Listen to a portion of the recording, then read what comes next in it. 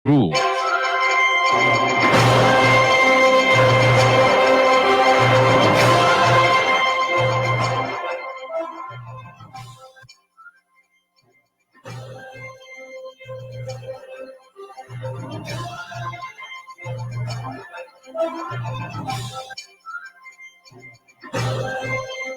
Magandang umaga mga katambay. Welcome na naman sa panibagong edisyon ng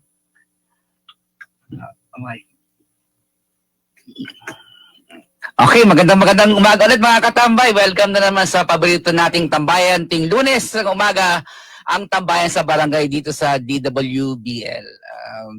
Magandang medyo back to the grind tayo at medyo matraffic na. Marami tayong mga kasamahan ngayon na ang aga-aga nagte-text, hindi na makakapunta dahil mahaba daw mahaba ang pila sa traffic. In fact, yung mga kasamahan natin ngayon si Katambay Charlie nasa nasa parking na, magpa-park na lang, at si Attorney Faye naman merong hearing ngayon. Pero mga katambay, ganun pa man, salamat at samahan nyo kami ngayon sa isa na lamang umaga, sa isang panibagong edisyon ng tambayan sa barangay DWBL. At syempre, mamaya makakasama pa rin natin ulit si Manong Joe para sa kanyang Manong Joe senior moment or senior hour ni Manong Joe.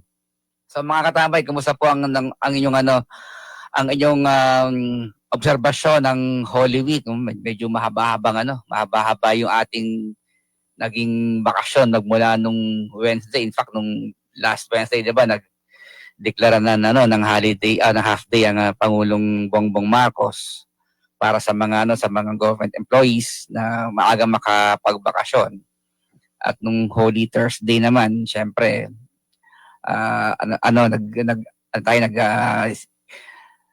nakinig tayo ng last yung washing of the feet, at nung Friday naman syempre yung 7 last words, and then yung procession sa gabi, and then Holy, yung Black Saturday, supposedly yung araw ng pagluksa dahil patay ang Diyos no. At siyempre yung mga iba natin mga katambay naman sinasamantala yung Black Saturday para yun naman yung panahon ng swimming. Napakainit nung mga nakaraang araw. At kahapon nga ay Easter Sunday, nabuhay na nga muli ang ating Panginoong Jesucristo para sa ating mga Katoliko. At hopefully itong panibagong Lunes ay panibagong pagkakataon na new hope for us, new beginning. At sana na nagamit natin ang obserbasyon ng Holy Week para makapagtila at makapag-isip-isip tayo. At syempre ngayon, Lunes, balik na naman tayo sa politika. Kaya aga-aga na sa ating newsfeed nakatanggap tayo ng newsfeed yung siya dating spokesperson Attorney Roque na pinipilit niya si presidential sister at Senator Amy Marcos sa tumatakbo na aminin kung totoo yung pulburon na kanyang inilabas. Kasi sabi na dapat daw kung totoong seryoso si Senator Amy Marcos sa kanyang alyansa kay paigipag-alyansa kay Vice President Sara Duterte, aminin niya na totoo yung nilabas niyang pulburon at gumagamit ng illegal na droga ang kanyang kapatid na ating Pangulo. At sinabi niya rin na ni Atty. Roque doon na meron pa siyang sinasite na artikulo umano inilabas ng Rolling Stones na nung nag-aaral pa sa Harvard si Pangulong Bongbong Marcos, siya ang taga-bili. Hindi ko na lang pukin. Pero una-una, yung kasi abogado naman siya, alam naman natin na kapag nag-akusa ka, yung burden of proof, sa nag-aakusa palagi. So, ikaw ang nag-akusa, ikaw ang naglabas ng umamin na yung mga vloggers mo, na nag-meet kayo sa Hong Kong, at ikaw ang source ng pulveron video na yon, na kahina-hinala naman, hindi nga kamukha ni Pangulong Bongbong kasi yung nasa video, kundi parang si Kim si South Korean leader Kim Jong-un eh. So, yung burden of proof noon, nasa iyo po yun at Attorney Harry Roque. So, patunayan mo na totoo. Hindi yung pipilitin mo yung inakusahan mo at yung kanyang pamilya na aminin yung katotohanan o hindi katotohanan ng video inilabas mo. Dapat you have to show solid evidence na totoo o valido yung yung video nilabas. At mga katribo, makakasama natin ngayon ng ating katambay na si Charlie Manalo na yun na late lang. Usap lang ako. Magandang umaga mga katambay. Magandang umaga mga katambay. Oh.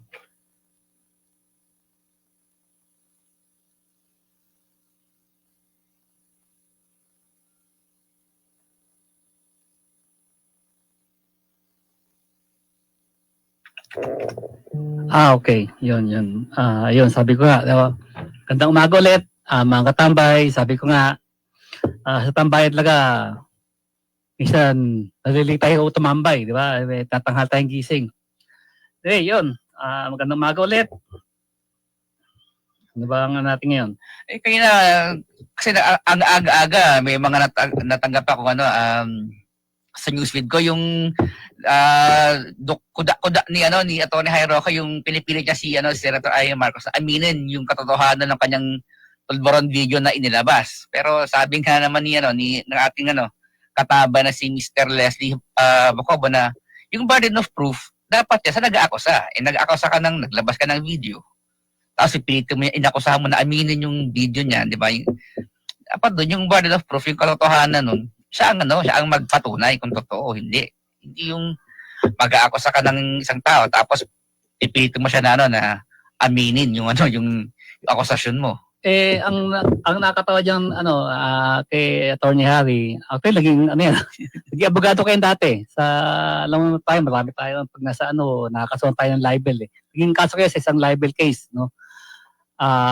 Ang diyan, natatawa ko diyan kasi dati nung panahon ni dating Pangulong Rodrigo Duterte, may mga nang humihiling, no? May nang nag-request na magpa-drug test si dating Pangulong Duterte. Sabi hindi pwede i-compel yan, no? Kasi presidente yan eh. He will submit a drug test kapag gusto niya. Ngayon, itong si Atty. Roque, pipilit siya si Pangulong Bongbong Marcos. Bakit dati kay Pangulong Duterte ayaw mo? Sabi mo, diskresyon ng Pangulo. Ngayon, pipilit naman to si Pangulo din ngayon yan. Selective, bakit, diba? Parang pag kung whatever suits you, or suits him, ganun yung kanyang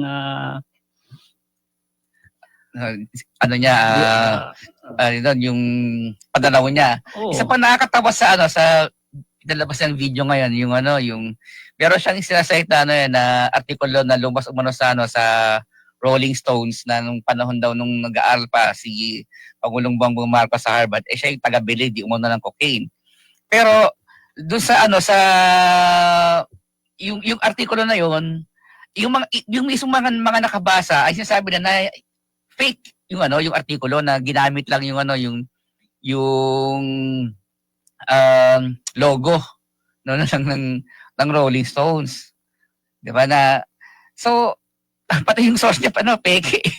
Pati nga yung pati nga isang lumabas yung sa satisfaction rating na napakataas at napakababa. Napakataas sa BP Sara, napakababa ng kay Pangulong Bongbong. Pero lumalabas pala yung Okta survey, di ba? Hindi amin yan. Di ba? Mm-hmm. Pinepeke. Kasi yung Pulse Asia? Pulse Asia yung 52%. Pati Okta. Alam mo, totoo lang na 2016 pa ganyan na ang gawain ng mga Duterte camp. So, sorry po pero kung maalala niyo noon, 'di ba, pati si Stephen Curry, no? Pati si Pope John po endorso pati si Stephen Curry dahil 30 yung kanyang jersey number, ilagay ng do. Duterte. Diba? Ganun, lahat alam, nag-endorse kay ano, doon pa lang, noon pa man, 2016, kampanyahan pa lang, hanggang ngayon hindi nagbago. Actually, may isang ano nga dyan pelikula no na mukhang doon pinattern mukhang doon pinattern yung ano yung discarding to mga fake news kung matandaan niyo yung pelikulang Our Brand is Crisis, ang bida po rito si si Sandra Bullock. Sabi niya okay lang gumawa ng mga fake news no kasi bago pa ma-discover ito na serve na yung purpose, di ba? Kaya yun yung yun ganoon ang nangyayari ngayon. Bago pa ma-discover ng tao na peke yung yung balita niya, mga fake news yan, na-serve na daw yung purpose. Kaya, di ba, so ngayon, lahat nagulat, pati yung mga nasa mainstream media, nagulat na ginamit yun yung pinikap ng mga mainstream media yun. Yung pala, peke pala. So, na-serve yung purpose. Tsaka yung numbers parang unrealistic din kung titignan mo dahil yung previous survey nung a month ago na inilabas na yung totoo yung numbers ni VP Sara ang below 50 di ba? Tapos kay BBM yung mataas na sa 70%. Tapos biglang ito lalabas naging 59% si VP Sara, si President Marcos nas 27 lang yata, 29%. So yung layo hindi statistically improbable yung alam niyo po bakit? Ito nung nabubuhay pa si dating MMDHL Bayani Fernando. Subscriber 'yan sa sa Pulse Asia. Isa doon sa kanyang staff dati, si Ed Malay. So, nung kailangan kasi pag subscriber ka, ipipresent sa yung resulta Nasulat ko na po ito, nasulat ko na to. Sa column ko noon, sa dating diary yung nagsusulatan ko. Kaya, ito yung dahilan kung bakit hindi ganun kalaki ang diferensya ng mga survey result. Kasi po ganito. Nung tinanong ni dating nasirang bayan ni Fernando, kung paano determine yung mga respondents sa paano nagkakandak ng survey, ang sabi po ni ng representante ng Pulse Asia, sabi niya meron silang set ng predetermined respondents. So meaning kada survey yun ay naka set na tatanungin. So kung magbago man yung isip ng isa, di ba? hindi ganoon kalaki yung yung diferensya. Paano sabi niya? Paano kapag kapag wala yung yung iba doon sa set of predetermined respondents, mayroong second set, third set, fourth set. So sabihin, wala si respondent A, so si respondent B. Wala si respondent B, respondent C. Kaya kung magbabago man yan, konti lang. Pansinin niyo yung resulta ng mga survey, hindi ganun ka-drastic yung pagbabago. So ngayon, paano nangyari na ito from ganitong resulta ni VP Sara dati, biglang lumobo, tapos kay Pangulong Marcos na mula sa mataas, above 50, biglang bumaba, nag-dive sa 29. Diba? Parang double digit yung or more than half yung pagbagsak. Yun po yung yun yung paliwanag doon dati, paliwanag doon kung bakit hindi kapanipaniwala na biglang ganon kalaki yung pag-dive o paglobo ng pag-angat ng survey result. Yun. Actually, sana target na sana ay ma-interview si LTO Chief Asek Vigor kasi meron silang panukala tungkol sa road rage kaso sabi nga dahil Monday medyo syempre busy, alam mo naman sa government office pag Monday yan yung flag ceremony, tapos syempre meeting yung mga para i-set yung week yung kanilang programa for the week. Sabi nga ng kanyang tao, sabi niya medyo mahirap. Tapos sana nga si Atty. Larry Gadon kasi si over the weekend, naglabas ang video and announcement si Attorney Larry na sabi niya, kiss of death, no? Kiss of death daw yun, no, yung Endorsement. endorsement Yan, ni VP Sara para kay Senator Amy at Congressman running for Senator Camille Villar. Try po natin no na ma-contact sila ngayon para naman maging maganda-ganda yung ating usapan sa ating tama siya, naniniwala ko nung Atty. Gadon no, na kiss of death. Yung kasi kapag in-endorse ka ni VP Sara, automatically in-eliminate mo na yung yung mga loyalist votes. Ilang milyon ang loyalist vote no? Maski nung nakaraang election ng 2022 election, nasa 18 million yung solid na votes ni BBM dun eh. Actually tingnan natin yung loyalist votes tingnan natin. Dati takot tumakbo sa national positions ang mga Marcoses kasi di ba after 86 sa 86 tapos na-exile taga sa nawala, so pagbalik dito parang ang nagagambas sila tumakbo man sila pa sa mga elected positions doon lang sa kanilang mga kinikilalang baluarte like Ilocos and Leyte. Si Kong naging silang congressman, governor, hanggang ganun lang. Ayaw lang mag-venture sa national. Ang unang nag-venture sa national elective position, si Pangulong Bongbong Marcos noong 2010. Doon po siya senador. He got 10 million votes. Tumakbo siya nung 90 senador, kalang nadahaya siya noon eh. Time ni nakabalik tapos 98? 98 o 95? Walang election na 98 eh. 95. Tumakbo siya ng senatorial senatorial election.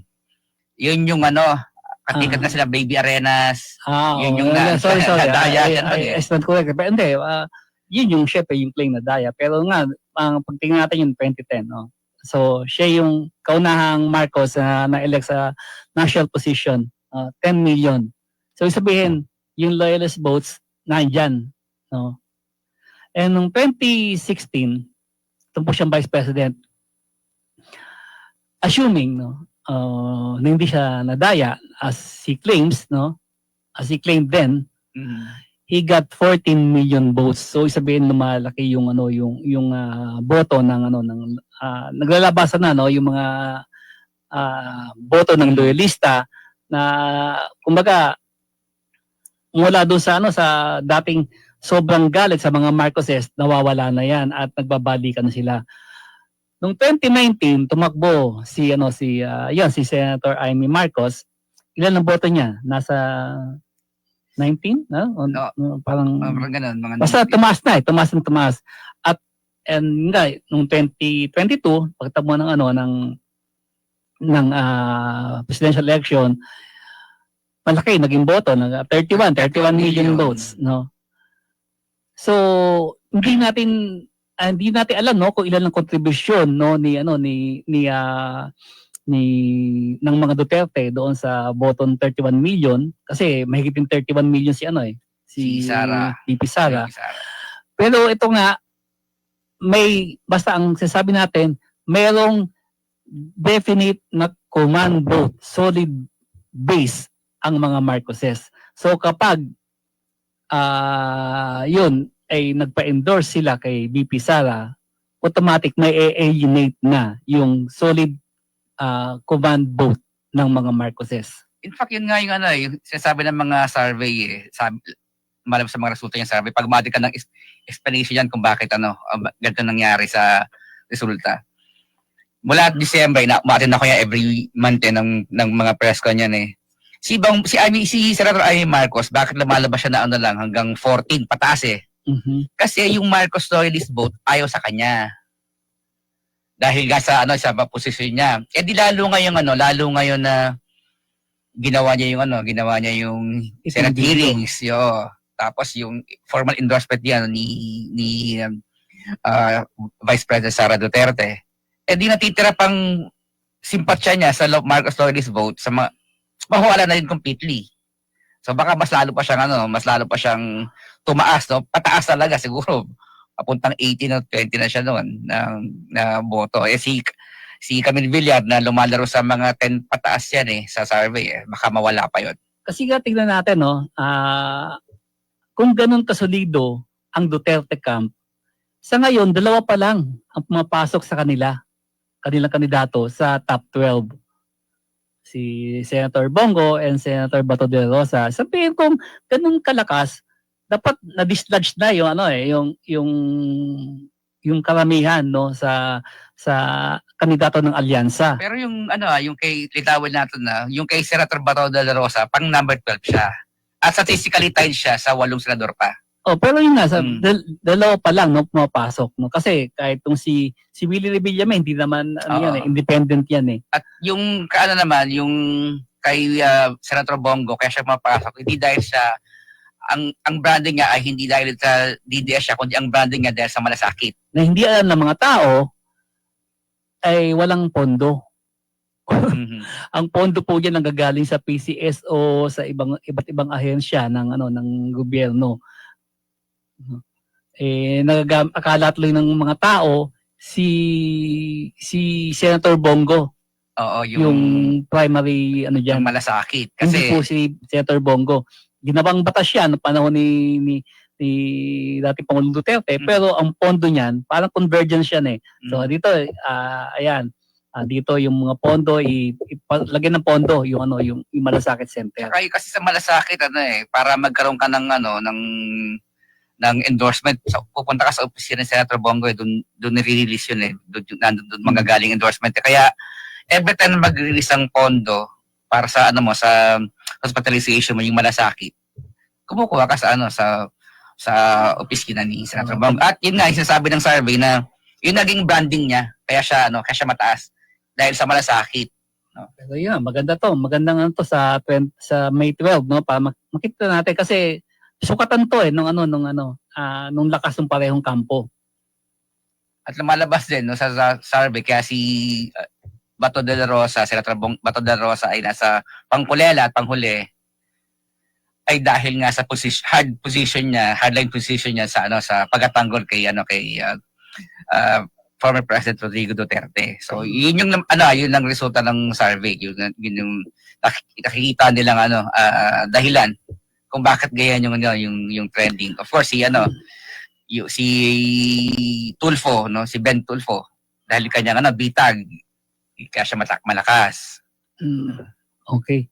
Pero bago lahat, no, siguro ipasok muna natin to si Manong Joe. Pero bago 'yon, syempre, pasalamatan muna natin yung ating mga tagapagtaguyod, ang Philippine Gaming Corporation for responsible gaming, at syempre ang Philippine Charity Sweepstakes Office, hindi uurong sa pagtulong. Maraming salamat sa PAGCOR and PCSO. Kasama namin kayo at kasama rin natin sila. Kasama rin natin sila. Okay. Si Manong Joe, pasok.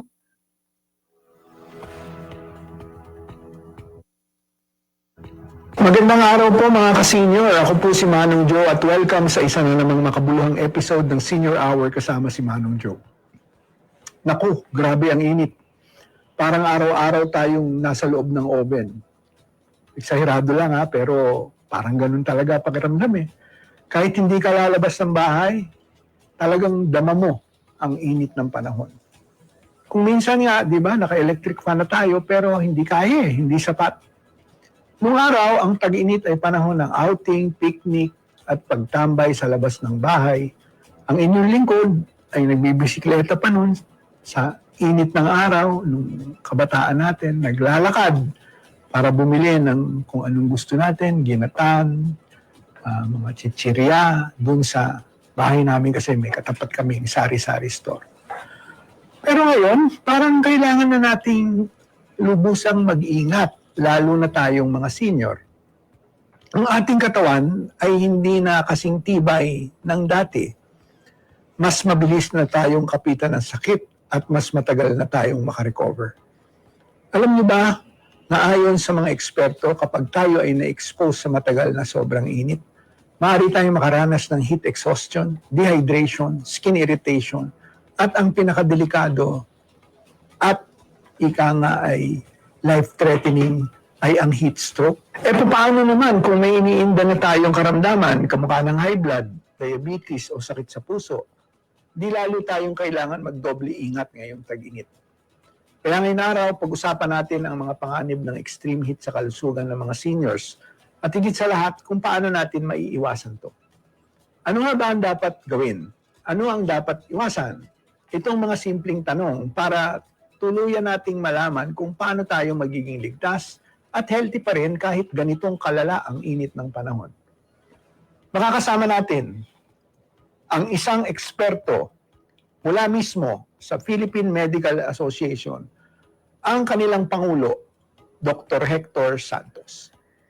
Siya po ay magbibigay impormasyon sa ating mga tanong tungkol sa epekto ng init o heat sa ating kalusugan. Pati na rin mga tips para sa healthy at ligtas na summer para sa ating mga seniors.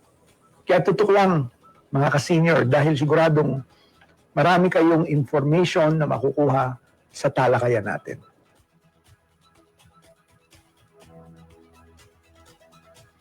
So, mga ka-senior, pinalad po tayo at maraming salamat sa patuloy niyong pagtutok dito sa ating Manong Joe at sa episode na ito.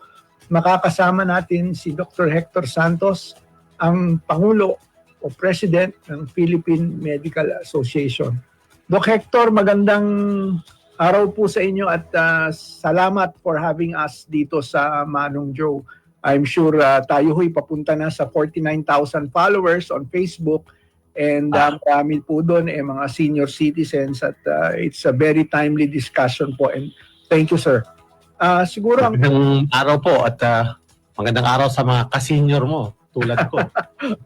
Oo nga po, alam mo ninyo, nag-senior ako 2024 and napansin ko lang, Doc, parang iba na yung aking tolerance sa init ng panahon.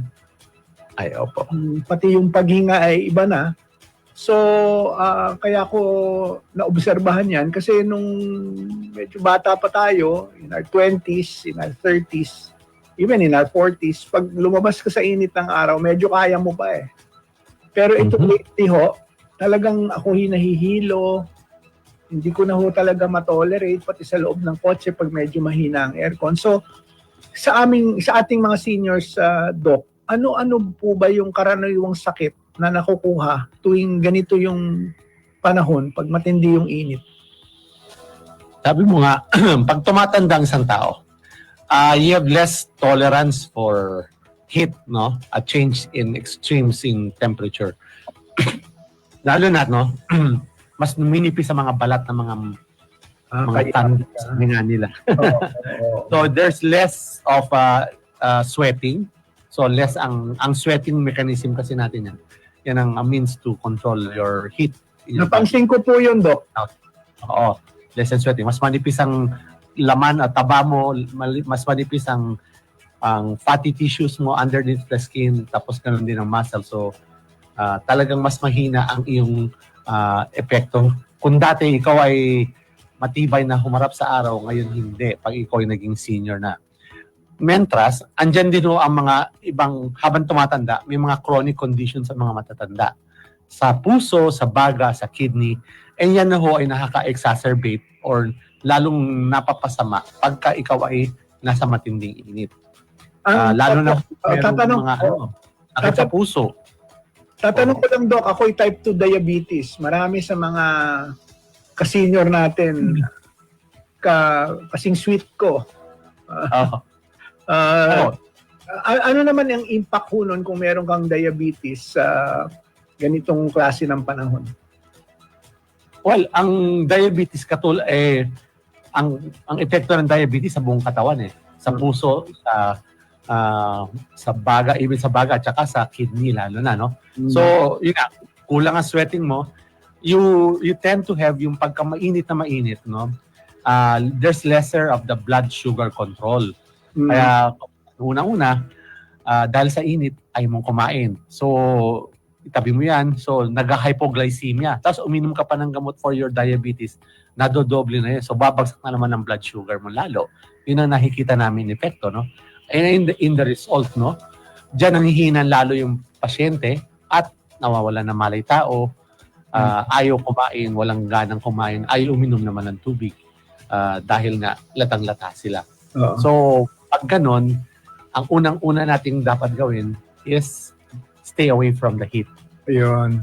Will lumiban ka sa mainit, ikaw ay magsuot ng wide brim hats, tapos mga loose na damit.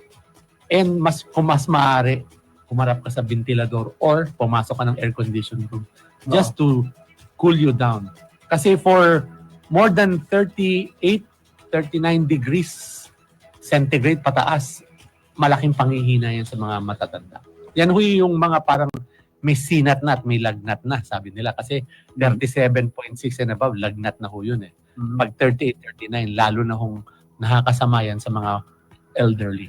Ayun, napakaganda nung nasabi niyong yan, Doc, para warning sa amin, sa ating mga seniors. Ang isa pang gusto kong itanong, Doc, ano ba ang early warning sign ng mga heat stroke, heat exhaustion, o yung heat-related illness para yung mga seniors natin na nanonood ngayon medyo maintindihan ano na yung nararamdaman nila sakaling dumating yon? Ang unang kadalasan, yung pakiramdam mo, mainit ang katawan mo talaga. At dahil nga mahina ang pag-sweat mo, kuminsan yung hindi mo napapansin, masyado na mainit ang katawan, mainit ang ulo, mainit ang bumbunan, nananakit sa likod, no? And then, extreme heat will also cause you thirst, no? Parang gustong-gusto mong uminom ng uminom at nanghihina ang iyong katawan. Tapos, extreme heat pa, nagkakaroon ka ng tinatawag na muscle spasms or heat strain ng iyong katawan. So magkakaroon ka ng muscle spasm. And then, panghihina, magko-collapse ka na. Nako. So, lumang delikado pa talaga, Doc, kaya nga yung next question ko, ano yung immediate first aid? Immediate steps na pwede natin gawin sakaling yung senior na kasama natin sa bahay o kasama natin sa labas ay nakakaranas na ng symptoms ng heat stroke. Kadalasan, umalis ka lang doon sa init under the sun at humarap ka sa ventilador at saka sa a little air conditioning will cool you down. No? Some of the people would suggest kuha ka ng face towel or towel, basahin mo ng tubig, ilagay sa ulo para to cool your head. No? Unang-una din, tanggalin mo yung makakapal na jacket, makapal na damit, at kumaring light t-shirt lang. Ganun simula, you bring down your temperature. And that will usually in 10 to 15 minutes would provide you some relief from the heat. Sit down.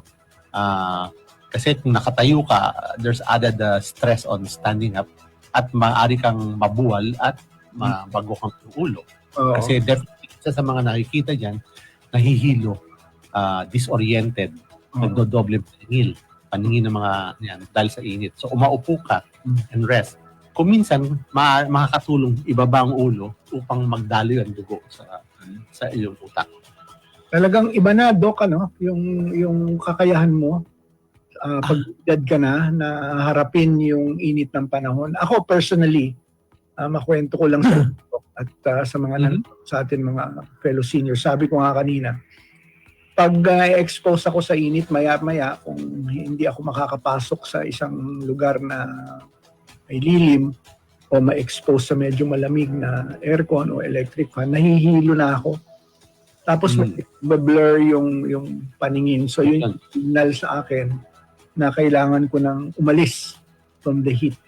And palpitasyon ka pa siguro, bumibilis ang tibok ng puso mo. At saka parang naghahabol ka ng hininga, Doc. Hininga. So may mga pagkain ba o inumin na dapat natin iwasan pagka ganitong sobrang init ng panahon, Doc? Iwasan hindi siguro, pero ang mas suggestion ay rehydrate. Yeah, So, fluid intake, no? Take fluid. Ngayon, yung iba, sabi naman, kailangan ko ng malamig na ice water, yellow na yellow, no? Extreme cold naman, change from heat to cold, no? Could also cause pain sa bibig mo at saka could also cause spasm. So, I would just say, just a cool water, wag namang very cold, extremely cold. Kasi natatandaan nyo pag ikaw kumain ng ice cream sa nagkakaroon ka ng brain freeze na tinatawag. Yes. Oo, di ba? Kasi malaking pagbabago yun. Ang bibig ng tao at saka throat niyan, it's usually warmer.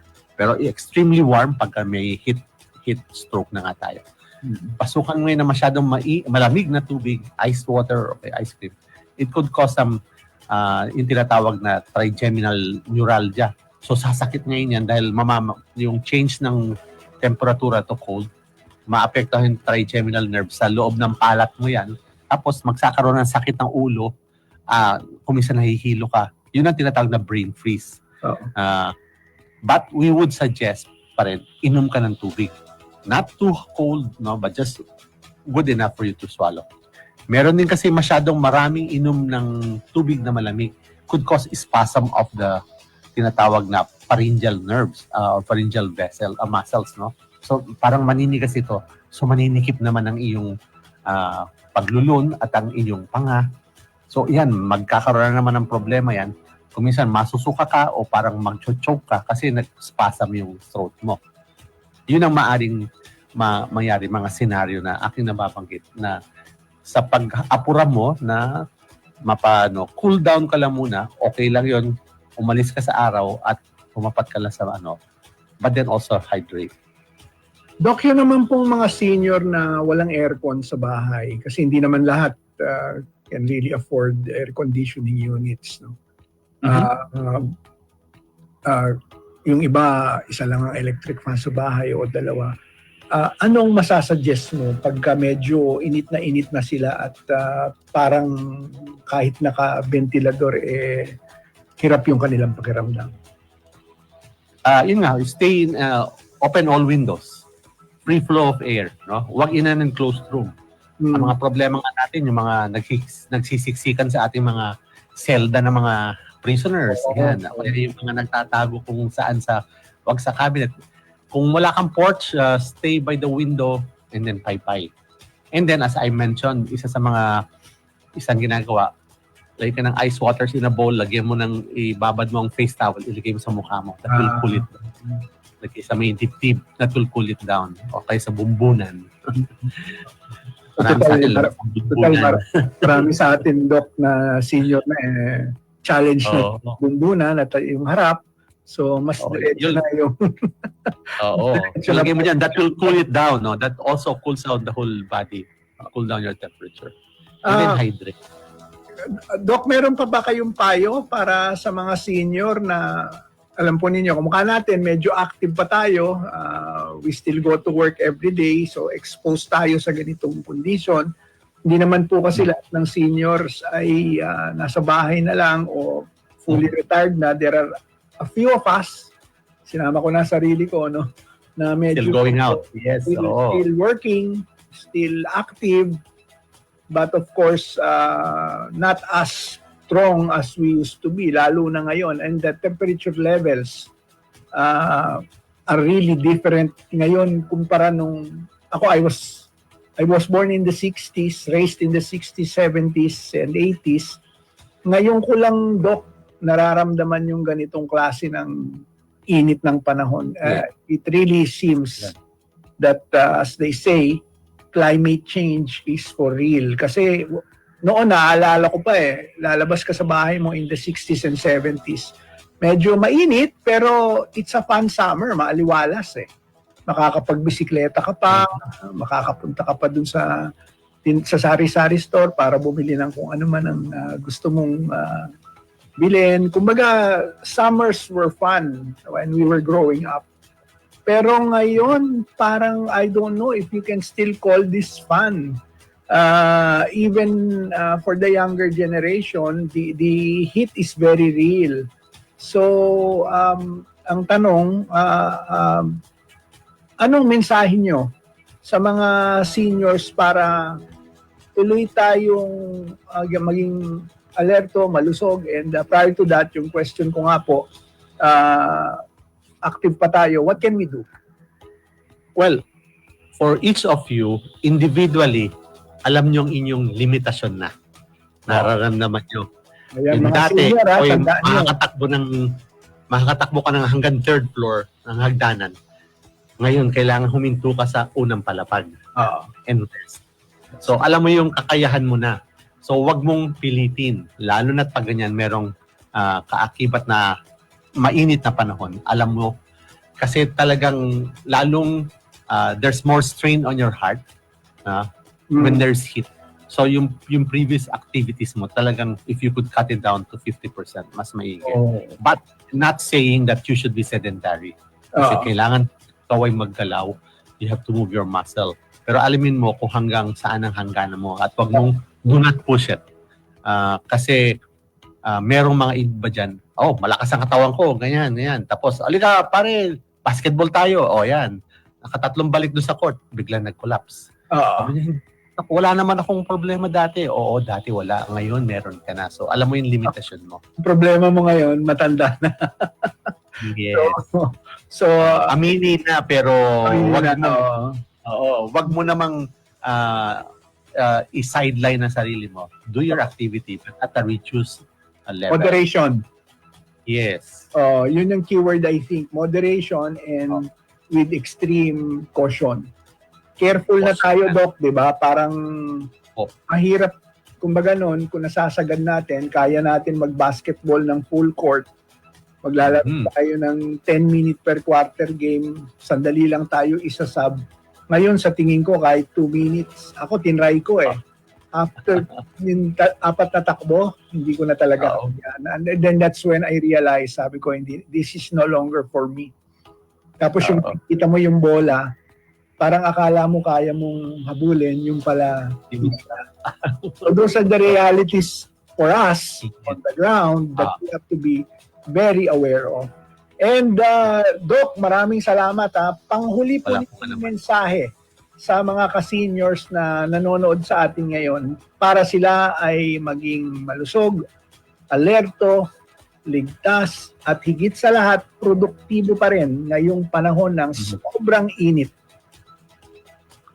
Ang init ho ay nasa panahon ngayon at ito talaga ay realistically, it can cause you trouble. Pag ikaw ay nagpumilit na gawin mo ang dati mong ginagawa. Ang epekto ho ng init sa katawan ay doble ang nararamdaman o ang deleterious effect nito mas mataas sa mga may edad na tulad natin. Kaya't matuto kang alamin mo kung saan ang hangganan mo. At wag mo siyang ipaglaban na gagawin mo yung tulad ng ginagawa dati. Sapagkat hindi natin kaya yan. At kung ikaw ay meron nararamdaman na, magpatingin ka na sa doktor. Okay. Very well said, Doc. Maraming salamat po, Dr. Hector Santos, ang Pangulo at Presidente ng Philippine Medical Association, sa inyong mahalagang mga paalala. Tiyak ako marami sa ating mga taga-subaybay ang natuto kung paano tayong mga senior citizens ay maging ligtas ngayong panahon ng sobrang init.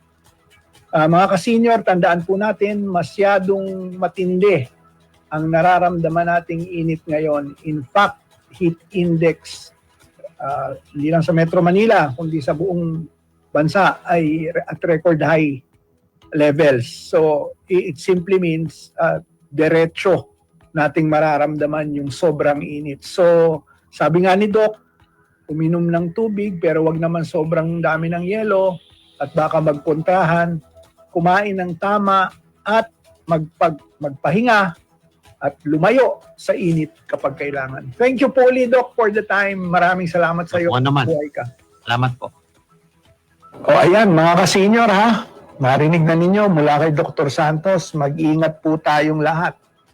Hanggang sa muli, dito lang sa Senior Hour, subaybayan po ninyo ang inyong lingkod, si Manong Joe. Sa ating mga 48,000 followers and growing, maraming salamat po sa inyo. Isa pong lubos na gratitude ang nararamdaman ko at lalo pang lumalaki ang ating following. So sundan niyo lang po ako sa aking Facebook page, Manong Joe. Pagkalat sa inyong mga kapamilya, kapitbahay at mga kakilala. Back to you, mga katambay. Maraming salamat, Manong Joe, sa isa na namang makabuluhang at educational na discussion on healthy living. Tama naman si Chef doon na kailangan we have to be mindful of what we eat. At sabi niya hindi na yung deterioration ng yung kalusugan na hindi naman yan biglaan. It's a process, so it will depend sa sa kinakain mo, sa intake mo. So sabi niya nga ugaliin na kumain ng gulay at particularly mga fiber na pagkain, no? At kung sakaling kakain man tayo ng matatamis na pagkain, sana magkaroon muna tayo ng laman sa tiyan, dahil sabi nga ni Chef sa base sa studies, kapag walang laman yung sikmura o ang yung tiyan, as kumain ka ng sweets, didiretso yun sa iyong dugo. Hindi katulad ng merong laman yung yung tiyan mo, at merong lalo kung fibrous ang iyong kinain, at least yung sugar content ng iyong pagkain madadigest muna at hindi didiretso sa ating dugo. At interesado ko sa sinabi niya yung sa tukol sa pagkain ng kaning lamig, no? Sabi niya merong studies na kapag kaning lamig yung kinakain mo mas mababa yung sugar content. Syempre nga naman sa Pilipinas talaga tayo makanin, kapag hindi kumain ng kanin hindi busog. So siguro pwede natin gawin yun, kumain. Sabi niya magluto tayo magsaing tayo ng one time big time, kung meron tayong rice cooker, tapos init-init na lang. Magsaing ka ng yung kakainin mo ngayon iluto mo kahapon, o kakainin mo bukas iluto mo ngayon para mas lesser yung sugar content ng iyong kanin. At bago diyan, mga katambay, batiin muna natin ang ating mga tagapakinig at tagapanood sa atin. Shout out muna marami-rami to kila Danica Arsenia. At welcome back, katambay Charlie. Umaga ulit. Na contact na ba si attorney? Si attorney Larry.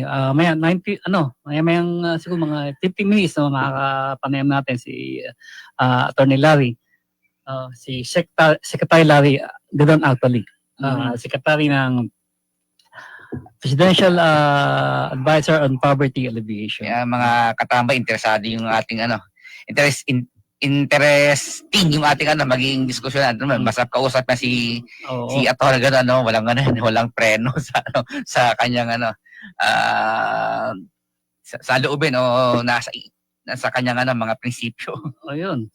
Anyway, yung mga pagbati, no?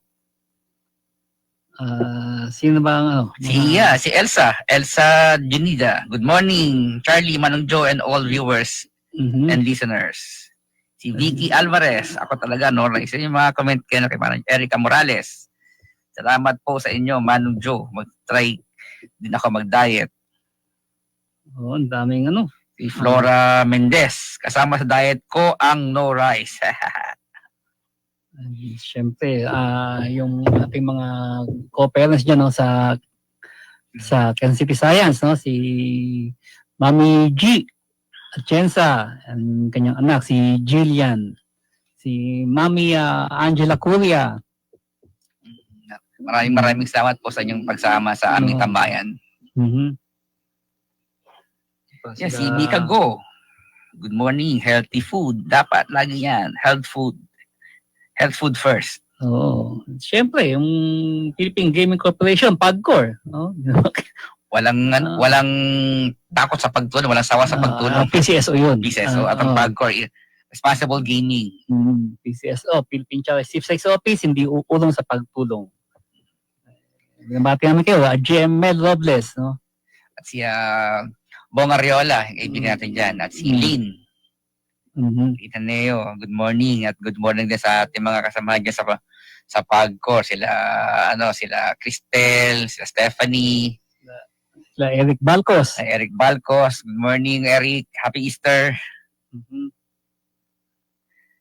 Yun, sayang alam mo yung sa road rage sana maganda sana kasi parang dapat marami kasi ako sa akin sa sarili ko marami nakitang dahilan no kaya yung road rage tumitindi kasi nagkakaroon ng gitkita sa kalsada no ano bang dahilan no dapat natin yung dahilan so no offense man sa mga hindi po niya lahat ng mga rider pero halimbawa yung iba nagkakagitan kasi yung mga rider alam nilang hindi sila mahabol. Walang plaka sa harap yan so sabihin kahit pag nakaabante agad yan kahit iradyo mo yan binigay mo yung plaka dahil yung nasa harap na mag-aabang hindi niya makita kung ano yung plaka hindi niya kaya harangin makikita niya, nakalampas na pala kasi nasa likod lang yung plaka nun. Tsaka, sisingit-singit lang yan Yun nga yung problema sa kanila, hindi na ituro sa kanila yon na hindi lahat ng pagkakataon, pwede kang sumingit. Bawal sa atin Sa Pilipinas, sa traffic rules natin, bawal yung lane cutting. Sabihin, yung sisingit ka sa pagitan ng dalawang lane, bawal po yun Pero yun, araw-araw maya natin nakikita sa kalsada yan Tapos lalo pa dyan sa Makati, sa EDSA, yung Heavendia, 'di ba, yung bicycle lane, ino-occupy na ng mga riders. At four wheels ang gumamit niyan. Bubusinahan ka ng mga riders as magagalit sa'yo, papaluin yung sasakyan mo. Samantalang parehas kayong walang karapatan, ang priority dyan, bisikleta. Pero pwede nyo gamitin yan kung walang bisikleta. So, at hindi para babara. Hindi ka pwede bumabad dyan Siguro, pero mali pa rin kasi dahil, bawal pong umovertake sa kanan. Kasi nga, left-hand drive tayo So, mas yung tendency na hindi mo mapansin, yung nasa kanan mo, malaki. Dahil left-hand drive tayo. Siguro gagamit yan para lang, sandali, may iniiwasan, pero hindi ka pwede bumabad dyan. Tapos yun nga, sabi ko nga yung plaka. No, sorry, kasi maraming ang daming naging issue yan sa doble plaka na yan hindi yata na, parang hindi tinuloy, yung dahil hindi raw designed, yung motorsiklo para sa ganun. Pero, hindi safe daw. Oo. Tignan po natin, ano ba yung kasi evolusyon ng motorcycle. Hindi naman kasi dati siya kinonsider para maging major mode of transportation. Parang yung bisikleta lang dati yan na nilagyan ng motor. So, eventually, nag-evolve nga yan, naging major mode of transportation yan. So, dahil nag-evolve yan, kailangan mo din mag-adjust. Kung problema na design, i-design mo yung harapan mo ng Hindi po talaga siya dinesign para magkaroon ng plaka. Kahit po sa likod, hindi design para magkaroon ng plaka Hinabol lang yan kasi kailangan nang i-regulate. Kahit ang bisikleta, di ba? Ito mo, ilalagyan ng plaka sa likod ng bisikleta pero wala siyang sa harap. Kasi hindi pa talaga dinesign niya para doon. Pero dahil nag-evolve na yung ating transportation system, siguro panahon na rin para iayusin yung design niyan. Para, kasi kailangan i-regulate Wag sana mangyari, Pero paano, halimbawa, yung kapwa mo rider ang nakabiktima sa'yo. And then, di ba, hinahabol yan. Hindi mapigilan kasi mag-aabang ka sa harap. Hindi mo nakikita yung plaka. Dahil sa likod lang ang plaka niyan sana wag po sa atin mangyari. Wag sanang mangyari yun sa atin, Pero yun po yung dyan, isang magiging problema. Kasi kung yung design nga ang problema, yan ang isa sa pinakamadaling solusyon kasi kaya nilang i-redesign yung kanilang harapan para Actually, dati palagyan ng plaka. mga motorcycle manufacturing company, sabi nila, pwede nilang ayusin yung design to. Kung yung ilaw nga sa harap, gilaw ang tatlo malalakas na ilaw sa harap. Hindi man dinesign yun para sa motorsiklo, pero nagagawa nyo.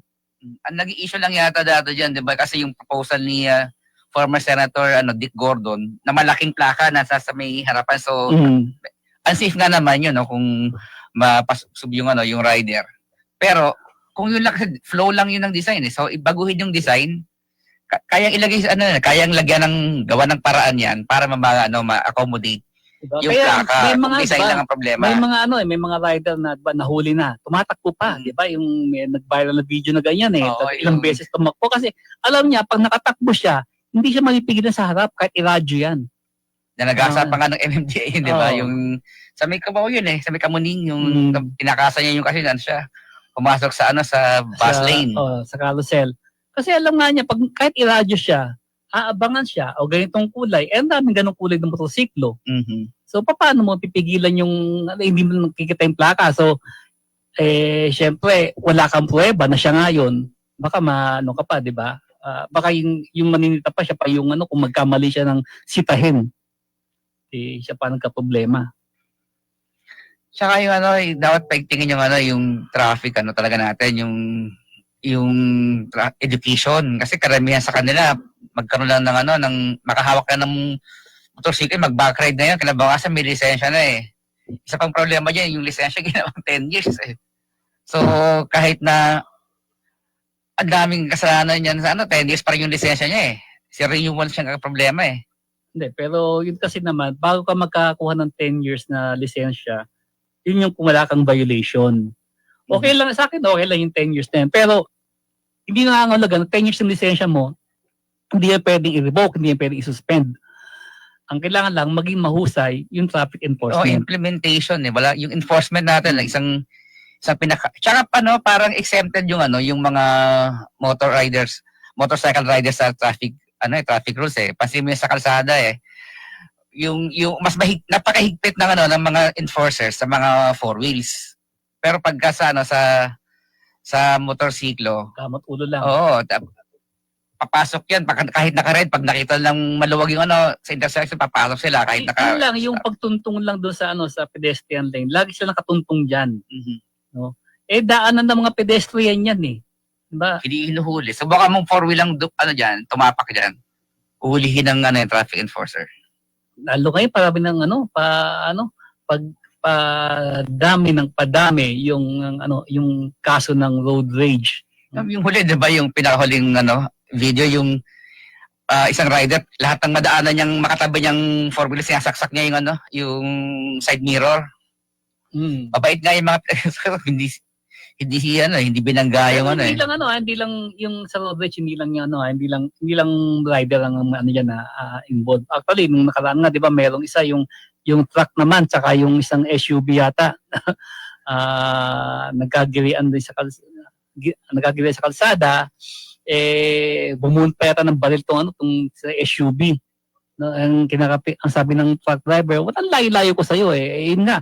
Totoo naman sa video malayo talaga, hindi ko alam bakit anong pinuputok ng butsin nitong driver ng SUV. Hindi lang po rider ang may problema niya sa road rage. Marami pong kahit mga four wheels na sasakyan involved po diyan. Hindi lang sana nga nakausap natin si ASEC Bigor Mendoza, yung chief ng LTO, para paano ba talaga ang solution dito? Paano may iwasan or may higpit na traffic na enforcement ng traffic rules and regulation para siguro maiwasan yung road rage. At nakakapagtaka napakaraming agency, isa sa yung isang industriya na pinakamaraming involved na ahensya na nagde-enforce. Meron diyang barangay na nag-enforce ng traffic. Pati nga security guard ng mga mall, nandiyan ang LTO, HPG, nandiyan yung yung local. Oh. Pati nga yung security ng mga security guard ng mga mall. Magkataka ka, pati sila sausaw diyan sa traffic Pero ang gusto lang naman talaga papasok, maging maayos yung pagpasok ng mga sasakyan sa papunta sa kanilang mall. Pero bakit yan hindi mapatino yung yung traffic enforcement sa atin eh. Samantala ang dami-daming ng na involved na na nagpapatupad kunyari, ng traffic situation sa atin pero hindi mapatino kasi yung enforcement nga di ba? May kanya-kanyang agenda like sa mga security guards sa mga malls, ang priority nila makapasok ng maayos yung nila. Isa nga yan sa dahilan kung bakit hindi mapatino yung traffic enforcement kasi maraming involved na walang coordination. Pati barangay. In fact, yung barangay sa atin, diba, napapadlock pa ng ng sasakyan na hindi ko alam kung kung legal yun, no? Kung may karapatan ang barangay na manikit ng ng sasakyan at mag-clamp. Halimbawa, diyan lang diyan sa EDSA, bandang EDSA sa may Nueva Ecija extension, no. Madala ko diyan Ang higpit sa EDSA, pagkat sa kanto, ang higpit ng mga enforcer diyan, pero pumasok ka lang doon, ang daming nakabalagbag na sasakyan, nasasabi ng MMDA, nagki-clearing operation sila, pero bakit doon hindi niya mapasok? Nakatahalang, mga barangay din, mga government offices din, ang diyan, mga condo units. Bakit hindi kasi kanya-kanya sila di ba? So, walang coordination. Sa EDSA, lahat nakatutok. Diba? Yun lang sa na ba yung sa Green Hills lang di ba? Yung, pagka-uwian na ng labasan ng mga sasakyan. Oh. Namang eskwelahan dyan sa Green Hills. Hindi nila mapaalis, hindi nila mapagbawalan yung mga sasakyan dyan na pumaparada, nakapark sa gitna ng kalsada para mag-abang ng kailang mga mga sundo o susunduin. Bawal yun illegal obstruction yun Pero walang mga magawa. Diba? Kaninong responsibility sa local ba, sa barangay, sa MMDA? Hindi sabihin ng MMDA, hindi amin yan kasi hindi bang MMDA EDSA EDSA, hindi yata kanila yung Ortega, sabihin hindi amin yan. Kayo obligasyon po yun. Pero HPG kanila yun, definitely, saka LTO. Plus, of course, yung barangay. Bawa yan, yung sa Marilake, ngayon lumipat sa DRT, Doña Remedios Trinidad sa Bulacan, yung mga nag-exhibition ng mga rider. Kanino responsibility yan? Wala na MMDA doon. So, MMDA doon, diba? Local, police, HPG, tsaka barangay. Barangay, kaya pinabayaan. Pagka ang problema sa atin siya ng reaksyonaryo, yung reactive lang. Pagka lang yan, aksidente. Pag nag-viral na. Ayan.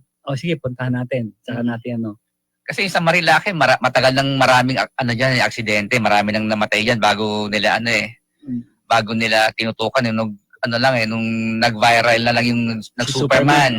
Yan. Pero yung Marilake notorious na yan, marami nang marami nang aksidente diyan. Napakarami noon pa. Sabi ko nga bakit hindi kaya ako takot ako dumaan diyan kasi ayoko ring ma-involve sa Siyempre, pagdaan mo diyan, hindi maiwasan mag-init ulo mo dahil magigit-git ka diyan Tsaka yung hindi mo alam kung sila kung may nag-exhibition diyan, ikaw ang banggain, may madisgrasya, kasalanan mo pa. Kahit nasa tamang lane ka, nasa tamang speed ka, pag ikaw ang nakabangga, kasi ang problema ng two-wheel drive, kapag nabangga sila, masasaktan yan Tapos sasabihin sa'yo ng police, ng traffic enforcer, boss, may nasaktan, kailangan, may reklamo sa'yo Yun nga Automatic, kasalanan mo agad kasi may nasaktan. Kaya, mayroong dating si Congressman Show ba yun na nag-file ng para sa responsible driving hindi ko alam nangyari doon kasi dapat sa investigasyon kung sino makitang mali, kahit pasabihin mo na namatay yan, pero siya ang may kasalanan, o bukasuhan yung other party. Kaya 'di ba pag pakita natin 'di ba sa kalsada kapag merong involved na traffic accident, tapos involved ang naka-two wheel tsaka isang nakita mo yung naka-two wheel kahit humahadusay talaga hinihiga, 'di ba? Kasi kailangan niya ipakita sa enforcer na nasaktan siya para kasuhan yung kabilang party. Medyo unfair yung ano eh. Kaya nga. Anyway, so baka okay na si attorney si Secretary Larry. O, tawagan natin.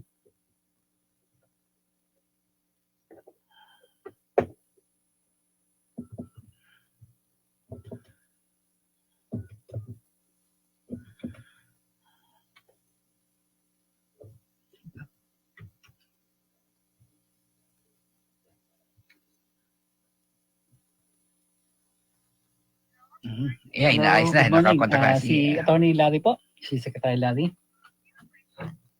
Si Charlie Manalo po sa DWBL. DWBL, opo. WPM. Okay po, wait lang po. Okay, hintayin lang po natin si Secretary Larry Gadon. Para magandang kwentuhan. Sir, tagalawin po ang baso kung nandiyan ka na po. Wala pa pala kayong baso.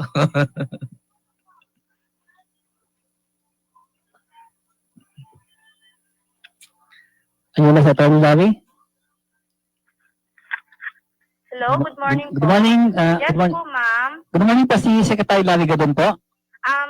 Sir, pwede 3 minutes muna po. Saglit lang po. Sige, hintayin lang po namin. Okay lang. Okay pa. Huwag niyo pa ibaba yung phone. ano niyo po. Okay, Ayun. Okay po. Ayan, hintayin si Secretary Larry. naghahanda lang si si Secretary Larry Kasi nga, Gadon. sabi ko, di ba kanina, over the weekend, nagbigay ng announcement si attorney Larry, si Secretary Larry na case of death daw yung Endorsement. endorsement ni BP Sara para kay Senator Amy at Congresswoman Camille Villar is now running for senator. At the same time, hinahamon niya ang debate no si BP Sara. Maganda, straight from the horse's mouth. Marinig natin 'to. Maganda siguro no? Magandang debate no si VP Sara at si Atty. Larry Gadon. No holds barred 'yon. Kaya nga. Para noorin natin 'yon. Sabi niya, walang kodigo, walang coaching, walang face to face. Kung ano yung dala mo, yan ka lang, wala nang iba. Kasi maraming binabanggit si BP Sara yung sa itim, diba? Na yung itim video, sabi niya, claiming walang accomplishment itong administration na di ba naman. Si Atty. Gadon, Secretary, good morning po. Good morning. Good morning, sir. Good morning, Charlie. Si Compre Magandang kasama ko. umaga sa lahat ng tagapakinig. Ayun nga, nag-usapan na namin kanina na over the weekend kasi sabi mo na yung case of death, no, yung endorsement ni BP Sara kay Senator Amy and Congresswoman Camille. Sinabi ko na yung endorsement ni BP Sara kay Amy, kay Senator Amy, ay isang kiss of death. Dahil na mas marami ang mawawalang boto sa kanya kaysa doon sa idadagdag na galing kay Sara. Kasi konti lang naman ang tao ng mga Duterte. Sa katunayan ay noong 2016 ay ang inendorso ni former President Duterte bilang vice niya ay si Alan Cayetano. Kaya nakita mo nga 5 million lang despite the billboards, the advertisements, posters, and all the TV advertisements, 5 million lang nakuha ni Alan Cayetano. Hindi mo pa pwedeng sabihin na yun ay lahat ay galing sa endorsement ni Duterte. Kasi si Alan Cayetano, may sariling boto din yan dahil matagal siya naging congressman, naging senador, naging secretary of foreign affairs. So, marami rin siyang tao. So, kung tutuusin mo, baka mga 2 milyon lang ang nanggaling dun sa endorsement ni Duterte. Kaya kita nyo rin, itong si Atty. Sal Panelo. Diba? Lahat ng mga higanting billboard, mga posters, TV advertisement, lahat-lahat, may picture sila ni Duterte na nakataas pa yung kamay. Ang sinasabi, Sal Panelo, panalo. Pero ang nangyari, kulelat. Talo, kulelat. Nandun siya sa linya ng mga hindi kilala.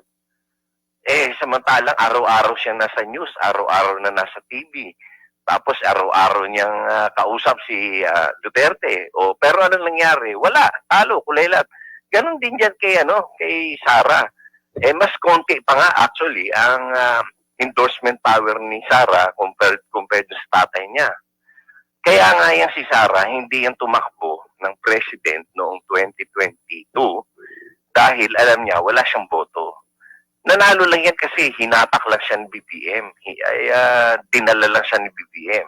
Ngayon, yung sinasabi nila na mas marami pa ng boto si Sara na halos 500,000 yung difference. Dahil kasi marami ang nagle ni Sara, Manny Pacquiao Sara, Isko Sara. Kaya nadagdagan yung boto niya. Pero ang talagang base doon, yung 31 million doon, kay BBM yun. And meron talagang mula sa Duterte camp na actively campaigning against BBM nung time na yon. Hindi kita marinig, Charlie. Sabi ko nung time na yon, may mga nasa Duterte camp na aktibong nangangampanya against BBM. Oo. And considering na nangangampanya pa sila against BBM noon. At doon nag-umpisa yung mga sinasabi ni Duterte na bangag-bangag si BBM. And still, nakakuha si BBM ng 31 million. 31 million 600,000. Ganon. Kasi isa sa problema dyan yung mentality ng over the top na mas malaki boto ko sa ulo, so ang may thinking agad mas malakas siya sa ulo. Ilang beses na po nangyari kahit sa mga lokal na malaking boto ang nakuha ni Vice Mayor, so nilabanan si Mayor. Talo. Halos hindi kita maintindihan. Parang boses langgam lang yung naririnig. Ay, ganun ba? Wala akong maintindihan sa sinasabi mo. Sorry. Attorney, Secretary, narinig niyo po ako? Naririnig kita pero hindi ko naiintindihan sinasabi mo kasi Ngayon, si Coffee po ito, Attorney, Secretary. iniisip. Si Coffee po ito, malinaw po ba, Secretary? Hindi malinaw eh. Ano ba? Ano may pwede natin gawin dito sa ating anyways, Secretary, sana po marinig niyo, no? Mag-studio na lang tayo one of these days. Sige, oo. Sige, Okay. at Secretary, mas Maraming maganda po yun salamat. siguro. Okay po. Pero yun. May problema tayo sa sa audio natin, di magkaintindihan. Pero yun nga, sabi ko, isa sa nagiging problema yan yung mentality ng over the top, no. Sabihin, tumakbo, magka-ticket, no, mayor, kahit sa local mayor at vice mayor. Mas malaki nakuha ang boto ni vice mayor. Sabihin niya, mas malakas siya kaysa kay mayor. So tatakbo siyang vice mayor, tatakbo siyang mayor sunod, labanan niya si mayor. Kalabas-labas talo. Kasi dapat natin isipin, mas mahirap ang labanan ng ulo kaysa doon sa pangalawang pwesto. Pwede i-compromise yung pangalawang pwesto, pero yung ulo hindi . So mangyayari, kaya nang binabanggit ni Secretary, na may mga nag-Lenny Sara, nag-Pacquiao Sara, no. Pero yung kay Pangulong Marcos, consistent lahat yun lang. And Sara lang ibinoto noon. Yung kay Senator Marcos, maintindihan ko siya na talagang gigil na gigil siyang makuha yung endorsement ng DDS votes . Pero yung kay Camille Villar, hindi ko maintindihan . Bakit kailangan niya pang hingin yung yung endorsement nung hindi na ngayon personalan na ngayon labanan, di ba? Pumapalo naman siya ng nasa 9 pataas . Bakit kailangan niya pang hingin yung endorsement na alam niya na kapag ginawa niya ito, may eliminate niya yung boto na nagbibigay sa kanya ng mataas na standing. Diba? Although, naintindihan naman natin na noong 2016 election, yung pamilya niya, ang isa sa biggest supporters niya ni Rodrigo Duterte noon. Pwede naman siguro na nahimik na lang siya . Kasi minsan hindi mo kailangan kumibo . Was she asked to pinilit ba, inobliga ba siya? Hindi man yata siya inobliga na magsalita para sa or mamili.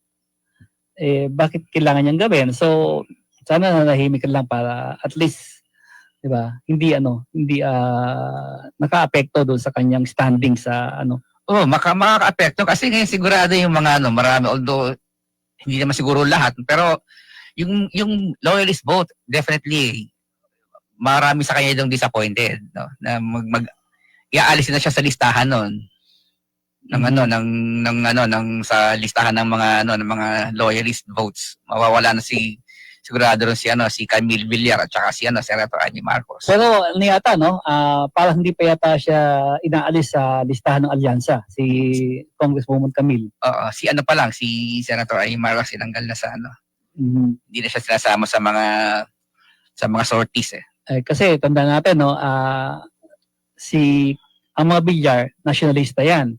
And yung tatay, no, ni Pangulong Bongbong, nationalista. So, pwedeng may ganong factor. Hindi natin sasabing yun yung dahilan, pero maaari lang, no. May ganong kasing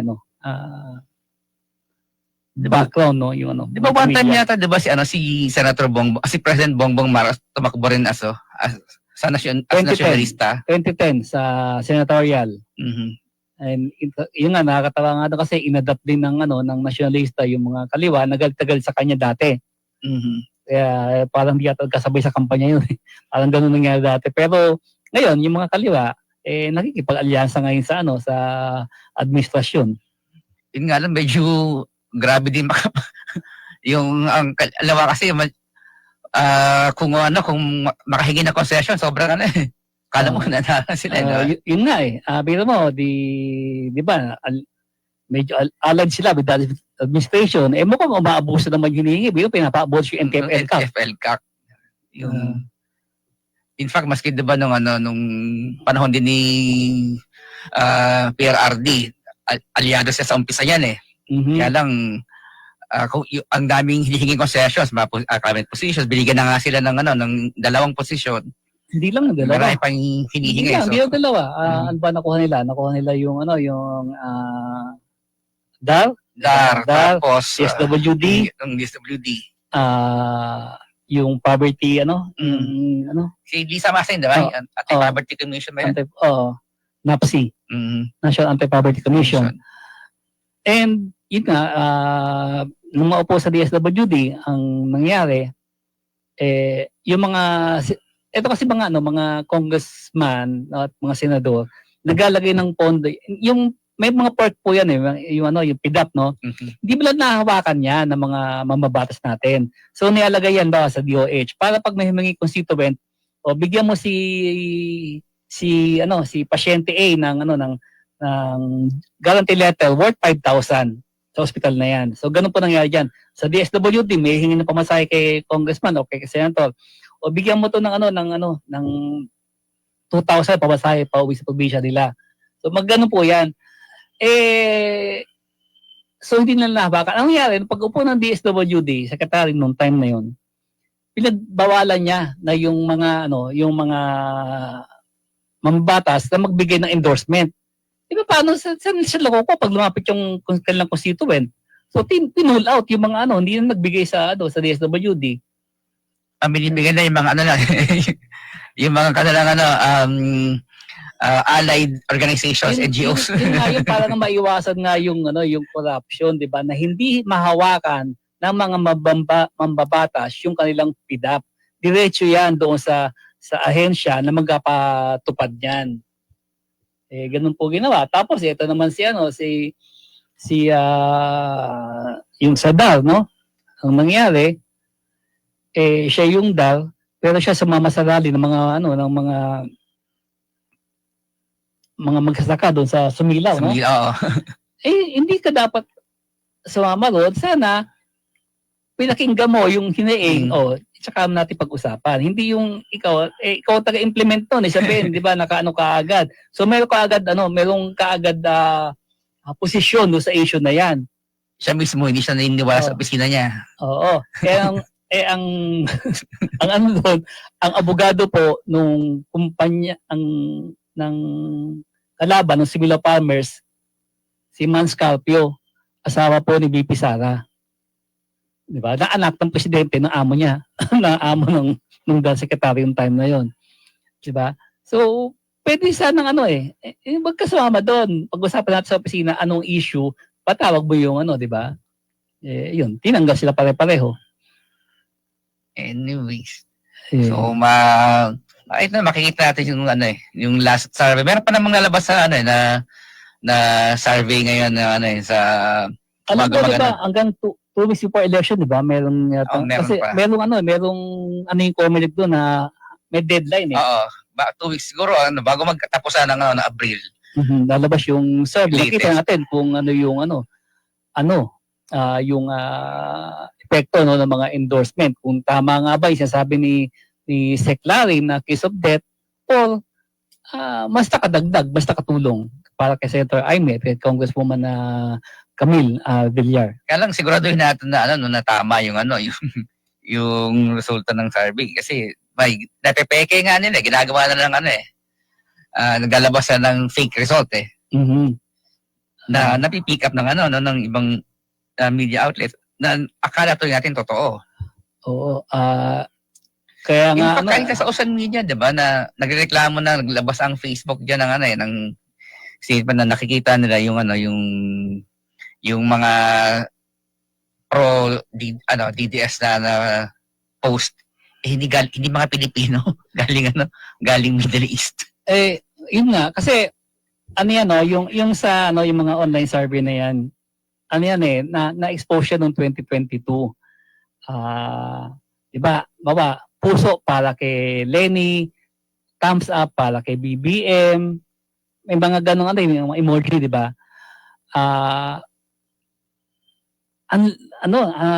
Sobra-sobra yung kay yung dati kay BP Lenny, nung na-check yan, paano i-check yan? Kung meron po kayong VPN o Virtual Private Network, i-activate nyo lang yon and then i-click nyo yung emoji niya, maglalabasan kung sino yung mga yan. Nung time na po yon, nung 2022, pag kinlik mo yung puso na emoji para kay BP Lenny that time, puro Indiano yung mga yung mga nagpupuso. Kasi binibili lang po yung likes na yan eh. Yan sa Facebook, nabibili po yan. Yung likes, bibili ka ng 100,000 likes, bili ka, bayaran mo yun.